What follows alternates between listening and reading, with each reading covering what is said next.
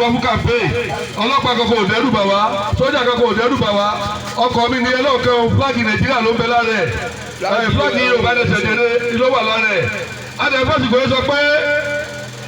ọdún 2023 ẹ má wulẹ̀ sẹ́ẹ̀tì kankan kò sí òṣèlú kankan bá fẹ́ sọ̀ṣèlú ọmọ àṣẹ ti Nàìjíríà lọ ọdún yìí làwọn máa declare ìwọ ọdún ọlọ́dún tó o bá ti ìnáwó púpọ̀ jù tọ́jú owó ẹ̀ tó kù wá náà ó kù sínú Yorùbá nation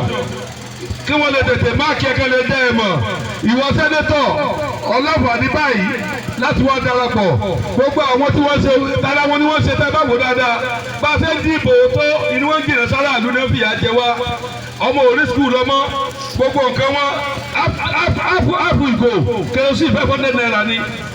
ẹ wo gbogbo oríṣiríṣi nǹkan ẹ wo ráìsì ẹ wo báàgì ráìsì ẹ wo tó dà tábà bẹ́ẹ̀ ni ẹ wo gáàsì bẹ́ẹ̀ ni ẹ wo gáàsì ẹ wo tó dà gbogbo nǹkan ìpátápátá dẹ̀ ní orí ilẹ̀ wọn ni wọ́n ti rí àwọn náà ni wọ́n wá fìyà yìí jẹ gbogbo ẹ̀yin ìyá ẹ dákun gbogbo tẹ́ ń gbọ́ yìí ẹ̀yin náà gbọ́ kẹ́ ẹ fi ránṣẹ́ sí gbogbo àwọn ènìyàn wa káàkiri pátá gbogbo àwọn olùfẹ́ wa pé ẹ jẹ́ ká dúró fún ìgbà ìkéde mega rally kí gbogbo wọn jáde ní local government wa a lọ síbi kẹ̀kẹ́ local government wa náà láti jáde a wọṣọ tuntun tá a dé fìlà tá a máa du áńkì báyìí tá a máa du pẹ́pẹ́ àgbo oríire o ẹ oníjó ńlọ onílù gbogbo ẹ kó wọn jọ ó kálukú ọmọ ẹ̀yọ̀ kó máa dunnú so orí ti dé sílẹ̀ Yorùbá o so ẹ̀yin ní kẹ́ mẹ́jọ kẹ́ tó fi ọwọ́ ara wa ti lọ